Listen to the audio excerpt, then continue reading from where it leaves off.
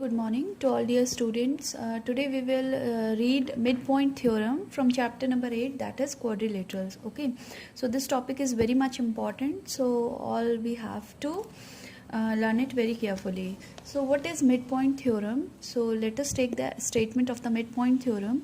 The line segment joining the midpoints of two sides of a triangle is parallel to the third side. This is the statement of mid point theorem. देखिए बेटा, mid point theorem क्या है? Mid point theorem कहती है कि the line segment joining the mid point of two sides of a triangle.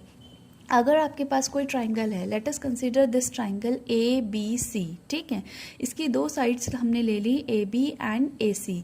E A B की mid point है और जो एफ है वो ए सी पर मिड पॉइंट है. ठीक है, तो according to the mid point theorem it says that कि अगर किसी ट्राइंगल के दो साइड्स के दो मिड पॉइंट को ज्वाइन करती हुई अगर हम एक लाइन सेगमेंट ड्रॉ करते हैं तो वो जो ट्राइंगल की तीसरी साइड है, बची हुई साइड कौन सी है? बीसी ही बची हुई है ना.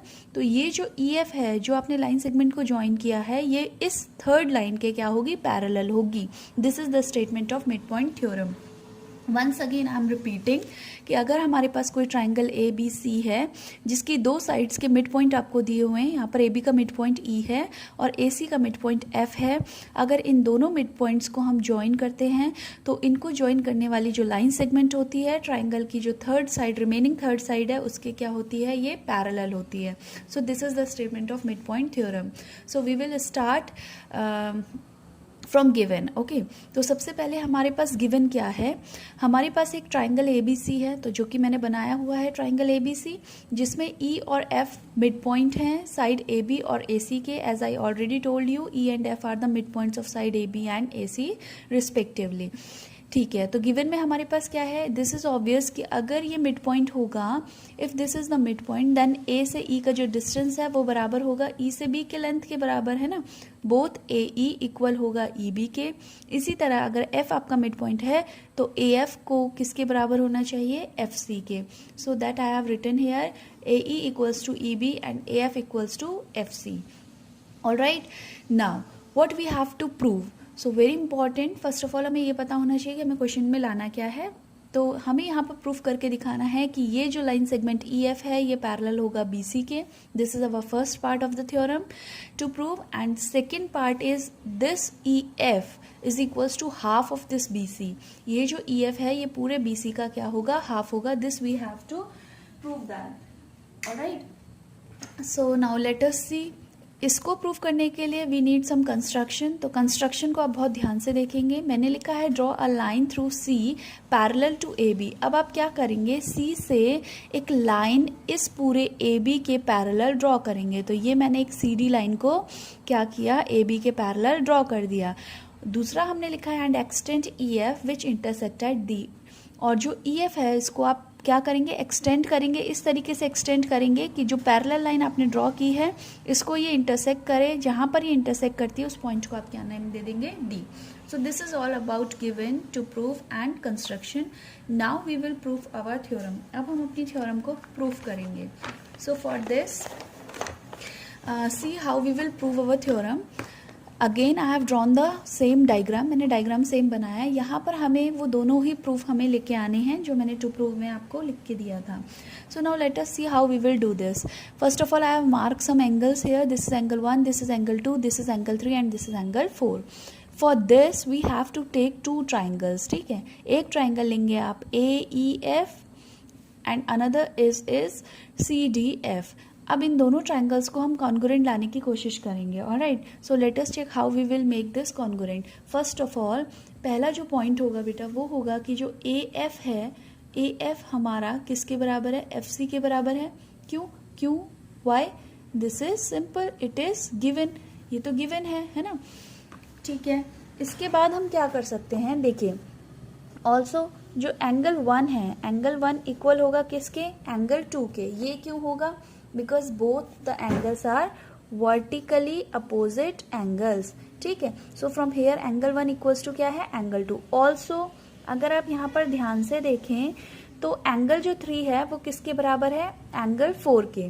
ऑलराइट, एंगल 3 और एंगल 4 आपस में क्या है? बराबर है. क्यों बराबर है? बिकॉज देखो ये जो ए बी है ये सी डी के क्या है, पैरेलल है, ये इसके लिए क्या करेगी, ट्रांसवर्सल का वर्क करेगी। तो ये जो एंगल 3 है वो एंगल 4 के बराबर होगा। Why, alternate interior angle, also angle 3 must be equals to angle 4। What is the reason behind this, you can write, है ना, that is alternate interior angles. Here you can write alternate interior angles. So from here you can see angle, side, angle, angle, side, angle. We can say that both the triangles are congruent by ASA rule. So what this implies? This implies that triangle AEF is congruent to triangle CDF. By which rule? By angle side angle congruence rule.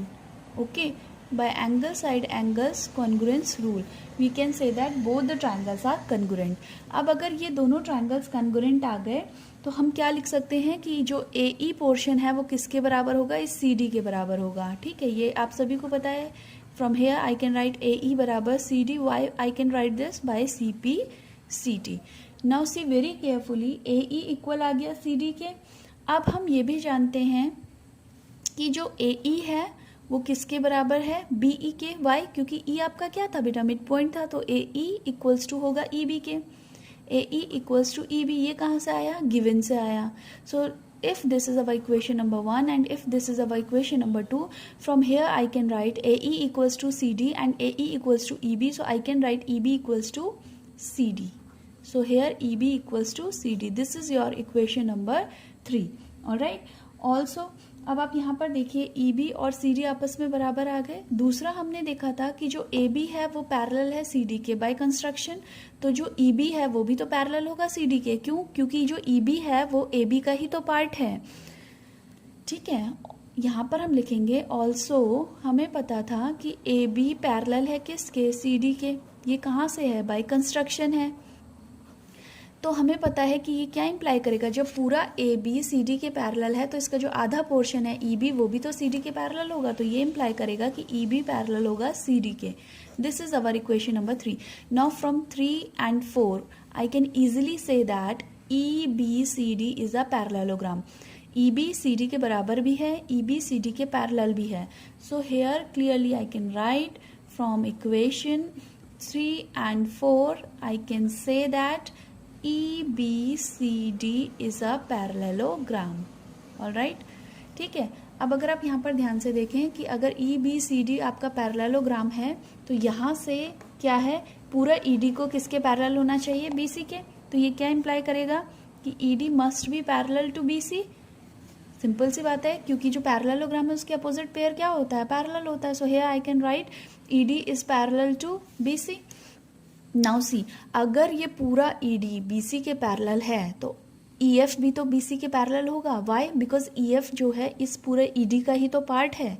तो यहाँ से I can write, ये imply करता है कि EF is also parallel to BC, hence proved. यही आपको पहला पार्ट में प्रूव करना था।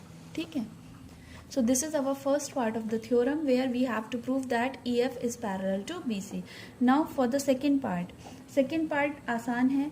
देखिए अभी हमने प्रूफ किया सिंस BCDE ये हमारा क्या है, पैरेललोग्राम है। ठीक है, अब अगर पैरेललोग्राम है तो जैसे पेयर पैरेलल होता है तो वही पेयर इक्वल भी होता है। तो here from here I can write ED equals to BC, ED equals to BC, opposite equal side of a parallelogram.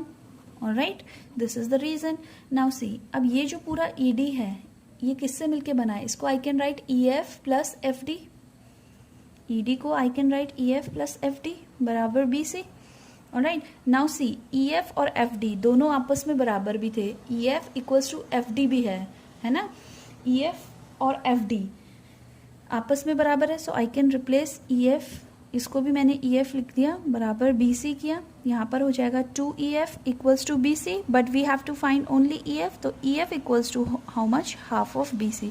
This is the second proof, this is the second part which we have to prove कि ये जो पूरा EF है ये BC का क्या होगा, आधा होगा। Now I hope this is clear. Here one thing arises, एक चीज़ आप समझ सकते हैं यहाँ पर, आई होप कि यहाँ पर मैंने एफ डी को ई एफ लिखा है। क्यों लिखा है? बिकॉज अभी हमने ये दोनों ट्राइंगल्स क्या किए थे, कॉन्ग्रुएंट किए थे।